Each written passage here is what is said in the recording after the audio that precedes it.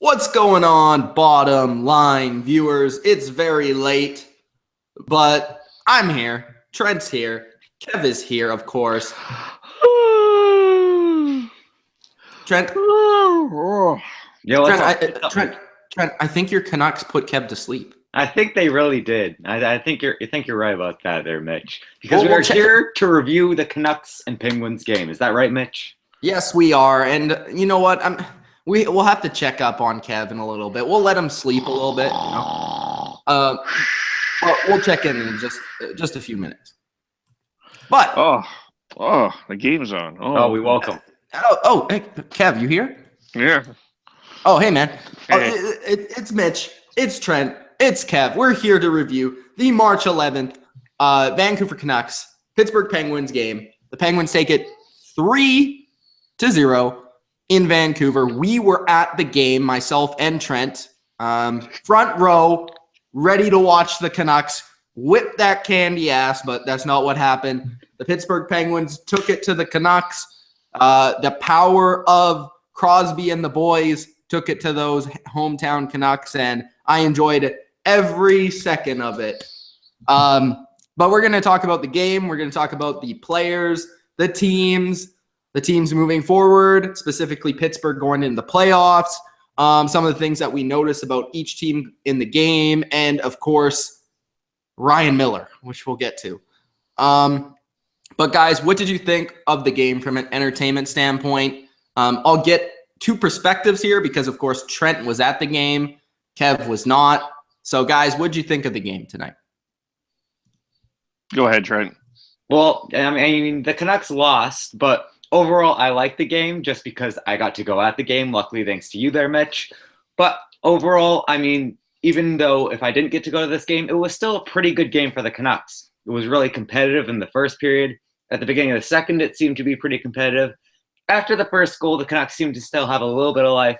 But after the second and the third, of course, they slowly started to dwindle into nothingness. But overall, it was a pretty good game, pretty nice to watch, and pretty close overall. So that was something that actually shocked me going into this game because I thought it was probably going to be a blowout for the Penguins going into this game. The Canucks are a terrible hockey team.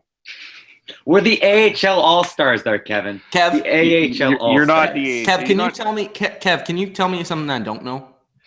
Well, I just want to point out how worse it would be if Ryan Miller wasn't here. That's true. Okay, this was actually the most shots that Ryan Miller has faced all season. Yeah, by one, I think, or two.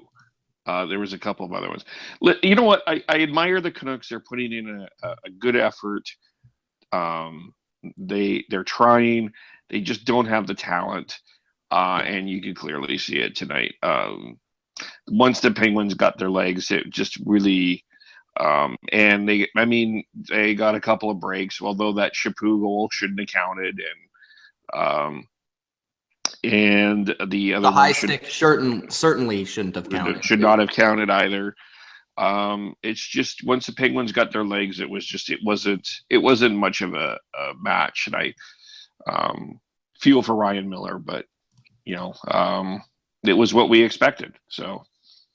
Yeah, pretty much. I mean, from this standpoint, as a Penguins fan going in, I also support the Canucks, but as a Penguins fan wearing the Crosby jersey, I was excited to watch this game, mostly because I knew the Penguins would probably come out with a win, so that's a bonus. But I wanted to see a good hockey game. I think for the majority of the game, it was an exciting game. It was a fast-paced game.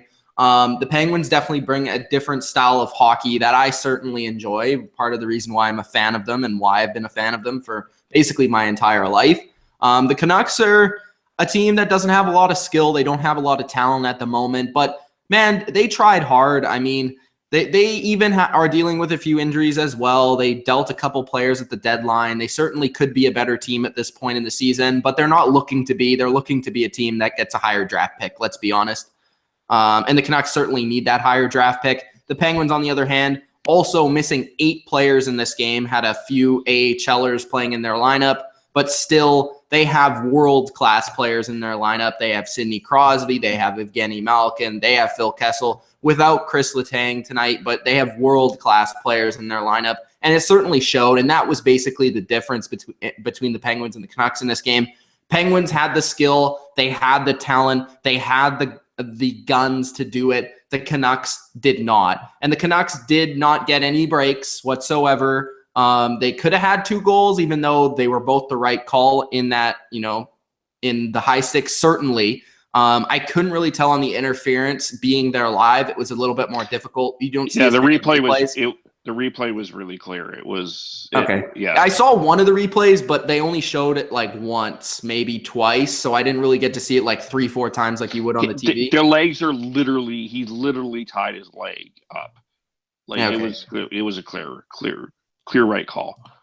Yeah, so that's basically what I got from it. I think the talent was just shown between the two teams. And at the end of the day, the more talented team with more opportunities to score, more chances, and as great as Ryan Miller played, this game certainly could have been 5-0. I mean, Ryan Miller stopped a ton of great opportunities, a couple of breakaways, a couple of great big shots from Crosby, Malkin, right in front of the net, a few chances even by Phil Kessel and Chris Kunitz. So he stopped it all, but at the end of the day, his team in front of him didn't really help.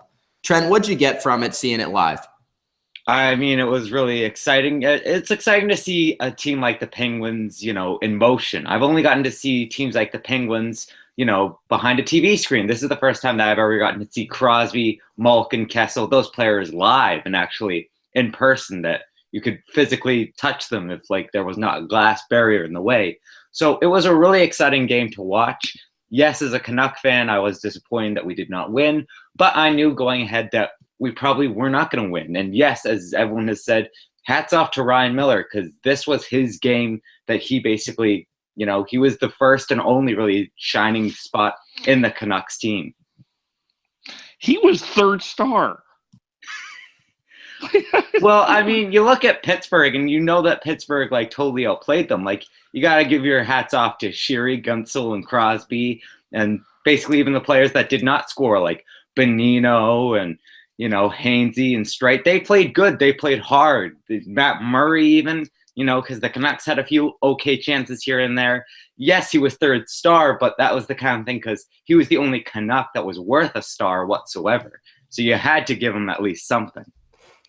Yeah, Trent, I think you brought something up really important there. You also brought up a line that I want to talk about in a little bit, but something I really like being a Penguins fan is that they are so good. I mean, they're at the top of the league. They won the Stanley Cup. They have about, 7 to 8 guys out right now in their lineup, but it's not even their talent or missing the players and winning at the same time that is so great about them. But it's their continuous effort, no matter who they're playing against. You almost never see the Penguins not come to a game where they're trying hard.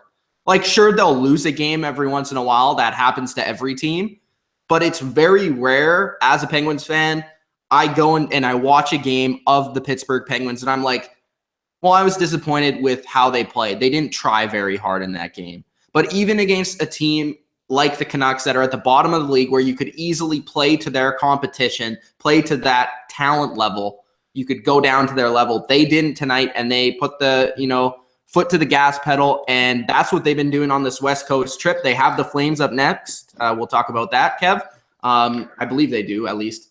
And yes, they do. That's going to be a good game because the Flames are hot. Penguins have won 5 in a row as well, so it's going to be definitely an interesting game. And for the Flames, a playoff test. So, it will be an interesting game going forward. But that's just what I appreciate about the Penguins. Guys like Crosby, guys like Malkin, these elite players never take a day off. So that's what I really appreciate about them. Yeah, but I mean, when the Pittsburgh travels out west, when teams like Montreal and Toronto and Boston and Pittsburgh and Washington travel out west, they're intense games because they have a good fan base out here, right? So not necessarily Pittsburgh fans, but there was probably a lot of Crosby jerseys out there, which they kept coming out to see this game. So it's a special game, which I think helps Pittsburgh get motivated. Too. So I think that helps. But they've actually have a really good record against the Pacific Division. I think it's 8-0-4 so far. They have not lost in regulation to the Pacific Division yet this year. I think the Pacific Division is arguably the worst in hockey. So no, that would definitely be the Atlantic Division. I think it's pretty close. I don't think it's close. Oh, okay. I think San Jose is a cup finalist. San Jose is good. The rest of the teams, I don't know. Okay. We'll talk about the next game here in a minute. Okay. Trent? I mean, you guys basically said it all. I mean, we were on one topic. We went to me. I said my bits. Then Mitch said his bits. Then Kev will say his bits. Trent, bro. Yes, Mitch. What's up? You were at the game. You're gonna make me freak out. All right. You're at the game. Mm-hmm. We're here sitting here 11:34 p.m. Pacific time. It's probably like 2:30. We got 3 viewers right now. Shout out to the 3 viewers. You know, people waking up because they saw an email that the Bottom Line View is live. And you're disappointing them by not giving analysis. I know. You give some analysis about the game, Trent. I want to hear some good stuff. Some good stuff? All right, here's some good stuff for you there, Mitch. The best part of this entire game on the Pittsburgh Penguins side was also their defense. You know, the Canucks did not have that many quality chances, but you have to give credit where credit is due to the players that did not score any points, but did play well. I mean, you look at players like Nick Bonino out there basically every single second shift. He played so many times. He played almost 18 minutes this game. Meanwhile, Kunitz played less. You know, Kessel played less. It's the kind of thing where he was up there with the Crosby, Malkin numbers. He was out there playing solid defense, winning faceoffs, making blocks, getting shots on the net. You also look at people like Norris, Mr. Norris himself, Justin Schultz. Oh, okay. If you guys don't know who Norris is, we now call Justin Schultz Norris. That's just because if Brett Burns was not having the season like he did, Justin Schultz would be the #1 guy that people would look to for the Norris. 3 shots on goal, 1 hit, 3 blocks, 2 takeaways. Nothing bad about his game. Honestly, the Penguins, on the offensive side and defensive side of the puck, were playing absolutely great. Vancouver had a couple good lights, mainly Ryan Miller. Another one is Spiza, had an absolutely great game. 5 blocks, 2 hits, and 1 shot on goal. Good player, good game for Spiza. Doesn't get very much recognition, but this was actually a good game for him. Other than that, not much from the Canucks side. Trent, I got to ask you about Sabisa because I have a question. Do you think Sabisa is now playing harder because he figures that he might be on his way to Vegas? Absolutely. I mean, you look at the Canucks. You sound like a Muppet, Mitch. What? You sounded like a Muppet there for a second. Why is that? I don't know. It's probably like your mic or something. Your mic is something is a little off. It's okay. Don't worry about it. It just sounds like you're sucking on helium. It's fine. But yes, you know, we look at the Canucks defense and you look at, you know, we have Edler, who's probably not going to go anywhere because a lot of Canuck fans like him. Ben Hutton, young. Philip Larson, I mean, no one wants him. Don't worry about him. Try Mankin. You look at Goodbranson. You look at Tanev. You look at all these defensemen, and you have to think about who do the Canucks protect at this expansion draft. And yes, Spiza might be one of those #1 names that won't get protected. And that's just because Spiza throughout the years, I find, has been quite disappointing. I know that he's always been kind of a two-way defenseman, if not more of a defensive defenseman. But still, he seems to give away the puck a lot.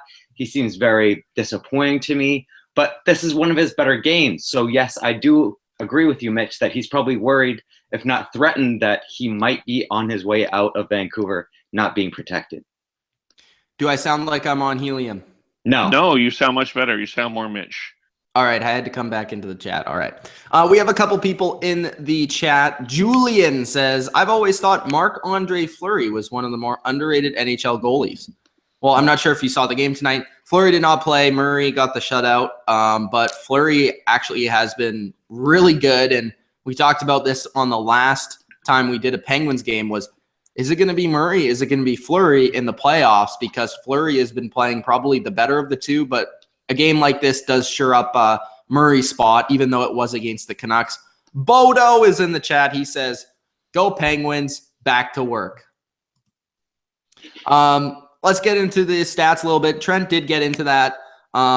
Sidney Crosby had 9 shots on goal in this game. you put that with Conor Sheary's 8 shots on goal and Guentzel's 4 shots on goal. That's 21 shots on goal for one line, guys. I want to talk about this line in the potential forward playoff hockey, because we have Sidney Crosby, who is the leading goal scorer in the league. He's up there in points, but he hasn't scored a goal in a while. A little bit concerning for me, wanting to see him win the goal scoring title, but he did get 2 assists. Guentzel got a goal. Sheary got a goal. They both got assists as well. All 3 of them got 2 points each. Crosby did win 13 faceoffs to 7 as well in this game. So I think that this line is the line that I want to see most likely from Crosby, because one, I love Sheary with Crosby. We saw it in the playoffs last year. His speed and his skill really helps with Crosby, and he's able to play with Crosby because of his speed and skill level. Guentzel is a guy that's not quite as fast or as talented as those guys with the puck. He is still kind of a rookie this year. He basically is a rookie. It's his first year playing in the NHL, but he has the brain to play with Sidney Crosby, and I think that showed in this game as well, and that's what I'd like to see. I don't think a guy like Chris Kunitz is quite at that first-line level anymore. I'd actually like to see him go down to the 4th line when all is said and done with all the injuries coming back, because you look at Rust, Cullen, and Hagelin, who all 3 of them were out in this game. That's not even mentioning the defense, but all 3 of those guys are probably, Cullen paired up with the Kunitz and maybe a Kuhnackel on the 4th line would be very good for the Penguins, in my opinion. And then you throw out Malkin with whoever really you want, maybe Rust and Kessel.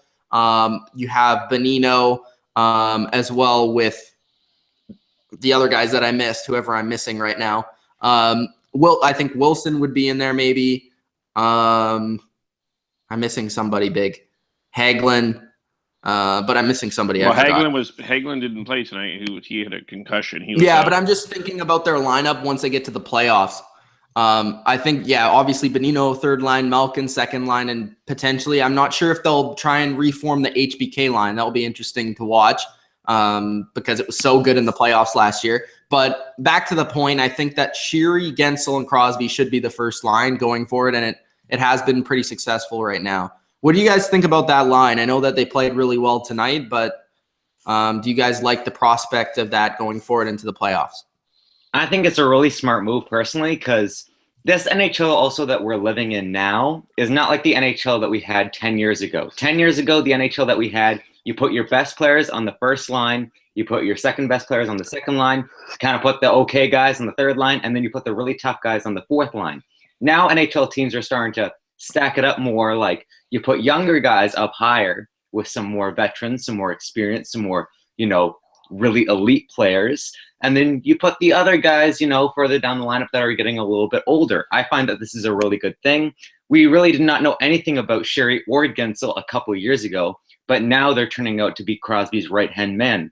And it's the kind of thing where Crosby is still young, but he's not going to be in Pittsburgh forever. So that's why the NHL is now transferred into putting more younger players up there, so then they train with really talented players, and a little bit rubs off onto them.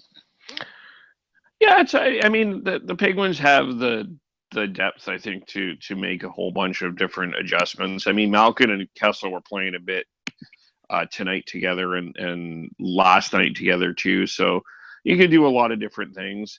I imagine tonight they played 11 forwards and 7D, so that has a lot to do with it as well. But Conor Sheary seems to fit pretty well with Crosby. So I kind of think this is becoming more of a game of pairs. It's very rare that you have one line that dominates, but it's usually it comes in pairs now too. So you could interchange Kunitz and Guentzel depending, I'm sure. I mean, that was well said. I agree with that. You have to give a little bit of room to some younger players every once in a while. Was there anyone here in this game that disappointed you on either side there, guys? Okay, I'll go first. I just think overall, nobody really on the Penguins, I guess. I mean, they kind of dominated the game. I'm looking through the lineup. I thought all their call-ups played pretty well, being Sundqvist, Ruedel, Gauntz played a little bit as well. Rowney, he was actually pretty good. I was impressed with him and his speed. For Vancouver, again, the Sedins did not show up. They continue to look old. Daniel was -2. Hank was -1. Horvat, I didn't think played terrible, but he was again -2. I didn't really check all the time, but I think he was designed to kind of check Crosby and check Malkin a lot of the game, and his offensive game just wasn't there in this game. So that was part of it, but I didn't think that, the Canucks necessarily played bad again. I didn't think either of these teams necessarily played bad or individually. It's just that the Canucks they're just not good enough to beat the Penguins. They just don't have the talent. That's what I got from it. They try hard and they try and score goals. They try and defend, but they're just not good enough. That's what I get from it. I don't know if it was a lack of talent at all from anybody. Two guys that kind of showed me some stuff is Cramarosa, since he's come over, has played pretty well for Vancouver, giving a bit of a physical presence. That's been good. And Chaput tonight with the Sedins, I disagree with you. I didn't think the Sedins were didn't show up. I thought that they played pretty well tonight. And so I thought the Sedins and Chaput were a good line tonight. I actually wasn't impressed with Horvat tonight. Which is unusual for me to say that, because I've been pretty impressed with Horvat for most of the year, and you're trying to transition this team into Horvat's team. Tonight wasn't his best night, and that's probably because he was matched up with Crosby, and in a lot of ways the Penguins just overwhelmed the Canucks. But I didn't, Chaput showed up really well.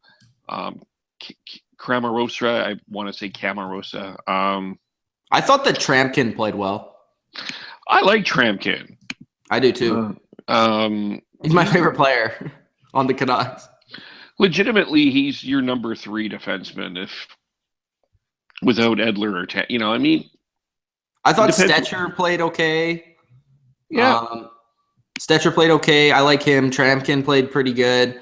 I thought Sutter was a little bit more noticeable in this game than usual, I guess, because he was playing the Penguins, but he hasn't really been very good this season. How about Reed Boucher? Did you see Reed Boucher on the ice there? I saw him, and I immediately asked you, who the heck is this guy? Well, Mr. Waivers himself was the biggest disappointment for me.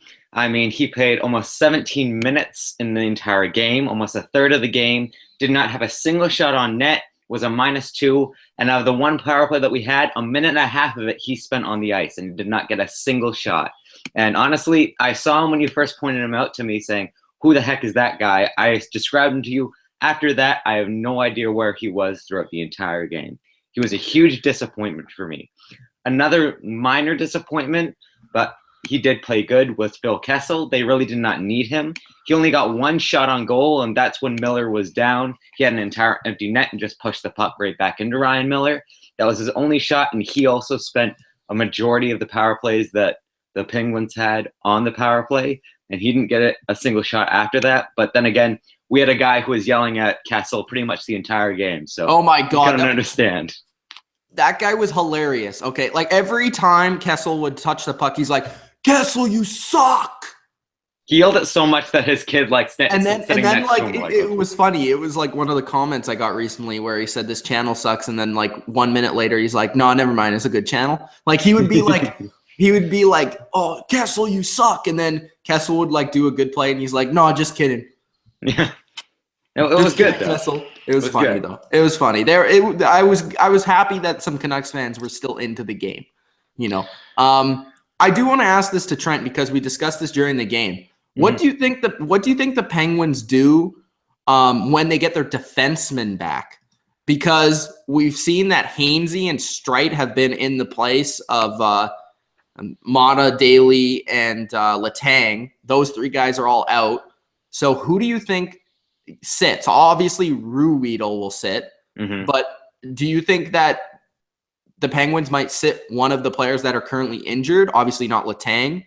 So between Daly and Mata, or do you think that they keep that Hainsey Streit connection together because it's actually playing pretty well? Or do you think they sit maybe even an Ian Cole, who was, of course, good in their Stanley Cup run last year? It's a good question. Honestly, if they are sitting one or two of their defensemen besides Ruedel and Gauntz and all that kind of stuff, I could probably see it maybe being a Trevor Daley. I mean, he's been playing good for you guys before, but he also has a history of sometimes giving up the puck a little bit too much here and there, and he gets sloppy every once in a while. So I could definitely see a Trevor Daley sitting. Also, I could see possibly a Ron Hainsey sitting. You know, you kind of just had him for a while, you know, because you had so little defensemen, and now that you're getting all these good defensemen back, Ron Hainsey, don't get me wrong, he's a good guy, great defensive defenseman. It's just I find he's a little bit older and not as skilled as some of these younger guys. So if I had to sit some players, it would probably be Hainsey and probably Daley. See, I would probably sit Mata. Really? I would rather have Streit in there. I think Streit is kind of the same type of player than Mata, but Mata is just slow, and I'm not a huge fan of Mata, so maybe that's just me, but I would rather have Streit in there, and I think I would sit Hainsey because I'd rather have Ian Cole. They're basically the same player. Mm-hmm. And Ian Except Cole's I would put the Schultz Ian Cole combo back together, put Letang Dumoulin together, and then Streit and Daley. That's probably what I would do. Well, the playoffs is a war of attrition. You need 9 defensemen. Yeah, certainly. Really? Well, Daley got hurt last year, so there you go. Yeah. Mm-hmm. Yeah. And Daley has the most serious injury, so he could potentially be sitting, like Trent said, because he's the most hurt. Like, he might not be ready. So that's true too. We have some commenters. Amp said that I was missing Hornquist. He didn't play either. I forgot about him. Yeah. Chauncey said, "Brother Nero, I knew you'd come." He says this every video. I love him for it, but you know, we're talking about the NHL. So Julian says he's talking about the UFC now, making his way up the UFC middleweight rankings. Are you? Oh, there was a UFC show tonight. That's right. Julian's also saying, I think Washington has a great shot in the postseason this year. Of course they do. They're currently 1 point ahead of the Penguins in the Eastern Conference. Now, who do you guys think is going to win that Eastern Conference at the end of the day? So what's the standings like? They're 1 point out? They're the same amount of games. Penguins are 1 point back. They don't play each other either, which is interesting. I'm thinking it's going to be Washington. I haven't looked at the schedule, though. I think that has a lot to play with that. But yeah, my instinct to that answer is Washington. If I would need more time to kind of think about that. Sorry, thrown off. Yeah, to look at the schedules, yeah, obviously, but yeah, I saw a few. There's some tough games for both teams, but at first glance, I would say the Penguins. Actually, I'd go against Kev. Well, I guess the question is who needs first more, Washington or Pittsburgh? Washington has proven that they lose even with first place. So I don't know. That's why they need it. The Pittsburgh Penguins are going to win if they're on the road or on home ice. That's the end thing. The Capitals need that home ice advantage, and they need an excited crowd behind them. Well, I don't want to. I wouldn't want to be second in the Metropolitan. I don't want to have to face Columbus. I don't think that's a good matchup for either team, for Pittsburgh or Washington. I don't know. I mean, Columbus has done really well this year, but I can see them not doing too well in the playoffs. They didn't do enough in the trade deadline to really shock and wow me.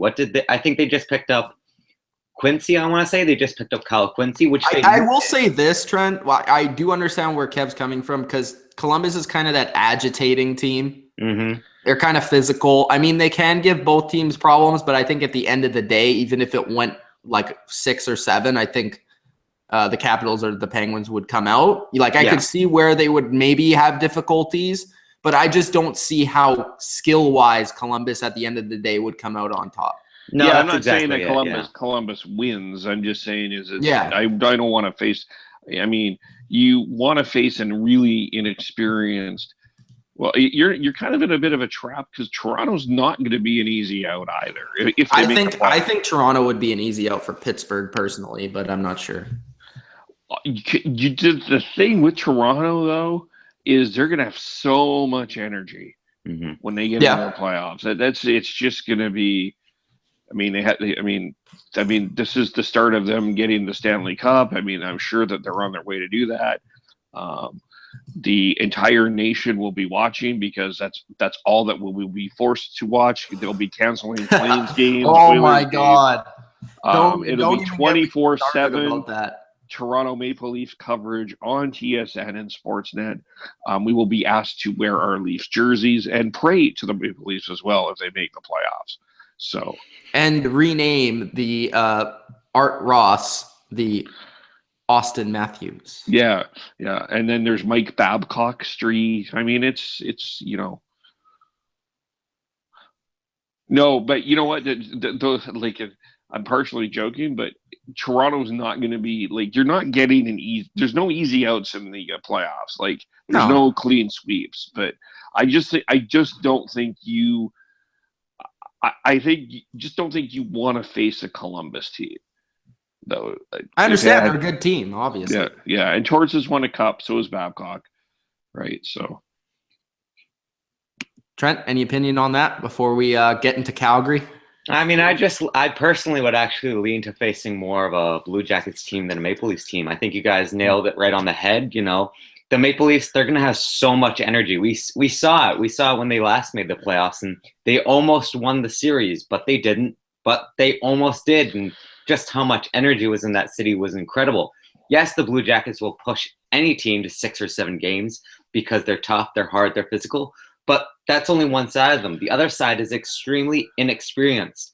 And also Sergei Bobrovsky, he's a wild card. I mean, he's been doing well in this season, but when it comes to tournaments and playoffs, he seems to have a big collapse. I mean, we saw what he did for Team Russia just this last World Cup, and that was playing for his hometown. The players that he grew up watching with, what he wanted to win more than he wanted to win a Stanley Cup, and he collapsed so harshly. So I don't know. It's I would say this. I would say Toronto would be an easier out. One, they're very inexperienced. They're very young, and I'm talking about against Pittsburgh individually. I think Columbus is physical. In the past, they've given the Penguins some problems before. Even though the Penguins did come out on top, they did give them some issues. I think they just play a different style of hockey. The Maple Leafs basically play like the Penguins, except they're not as good. And I think whenever you do that, you're going to lose to the Penguins. So, they don't have a great goalie that can steal the show. Sure, they have a good coach, but in hockey, it's not like football where you have Bill Belichick and you can win any game. I mean, it's different, I think. So I would say that Toronto would be a little bit easier, but that again, they don't have defensemen that scare me. Like Columbus has a really good defensive core. So I don't know. I would go. I think Columbus is the better team overall to play the Penguins individually, match up that way. Julian says Ovechkin. Okay, so let's get into Flames, Penguins. Kev, I know you want the floor, so I'll give it to you. Why do I want the floor? Because it's Penguins and Flames. I mean, 2 great matchups. The Flames are your team. You know the most about the Flames. You said that wrong, Trent. You mean Flames and Penguins. Oh, I'm sorry. Flames and Penguins. Better? I think that was better. So there. Well, I do think that this will be of the 3 Western teams. This is the best of the 3. No offense to Conor McJesus and the savior of the Oilers. I think the Flames are playing the best hockey right now. Elliott's on a roll. 31 saves tonight. 2 power play goals. They got one of the most dominant lines in hockey, the 3M line. Nobody's talking about Matthew Tkachuk for Calder, and I understand why. But tonight he was far superior than Patrick Laine. And it wasn't even close, by the way. Not even close. Tkachuk was far better than Laine tonight. And this team is in one game. Listen, I know that Patrick Laine has scored a lot of goals, and yes, he should be considered Rookie of the Year. but for an all-round player right now, give me the way that Matthew Tkachuk is playing. I'll take him. I'll absolutely take him. And so would Trent, as wearing that Vancouver Canuck jersey right now, would take Matthew Tkachuk. And he knows it. Hey, I told Trent Canucks need to draft Matthew Tkachuk. So I'm not a hater against Matthew Tkachuk. I agreed. I'm just saying Laine has had a better year. Yes, he has. He has had a more productive year, but I really, really like the way that Tkachuk is playing. Sam Bennett tonight, look it up. He beat up Jacob Trouba, like beat him down, like terribly badly. This 5'8" guy that never fights just trounced on Jacob Trouba. So the Flames are definitely coming in on a roll. Yeah. They could easily win. I mean, the Penguins, they can lose a game. I mean, it happens. So could the Flames. Injuries. Yeah, it'll be. I think it'll be I will say I think this will be the best of the three. But who knows? Who knows? It'll be a good game Monday. And the game's on Monday, right? Yes, it is. Yes, I'm looking forward to that. Maybe we'll have to do a recap. Maybe. We'll see. Yeah. Trent, any final words and maybe a prediction for Flames Penguins? A prediction, just pulling it out of thin air right now. Well, both teams have been doing extremely well, but unfortunately, both are on win streaks. I know both are on win streaks. The Pittsburgh Penguins are on a 5-game win streak, and the Flames are on 9, I believe now. Yes, they are. And I mean, it's going to be tough, but I find that the Pittsburgh Penguins are a little bit too beat up right now. They're probably really tired with all this on the road business. It's and 12 o'clock. Calgary is probably just really happy to be back at home. So I'm actually going to take the Calgary Flames in this game, and I'm going to take them winning 4-2 over the Penguins. And I think Matthew Tkachuk will get a hat trick. Ooh, that's pretty bold. That's pretty bold. It's pretty bold. I'm going for broke, okay, Kev? Predictions. And in case you didn't know this, Kev, whenever Fitty Trent bets against the Penguins, they win. So I'm not picking a winner. I'm not picking a winner. I'll say 3-2 Penguins. And overtime. I'll say the team that scores the most goals will win the game. That's bold. That's okay. bold. Calm down there, John Madden. We don't need that. That's some pure hockey analyst. You know, the team that gets it in the end zone is most likely going to win. If you shoot the puck at the net and it goes in, you will get a goal. So that's if you had Brett Favre, I mean. Hey, don't get into Brett Favre. It'll be a good test for both teams. So it will be an exciting game, but the Penguins take it 3-2 over the Vancouver Canucks. Entertaining game to watch live. Hope you guys enjoyed this recap. If you did, don't spike that like button, subscribe to the channel, and check out the rest of our NHL content, including the Puck It Up podcast tomorrow with myself and Fitty Trent. Peace out. Peace.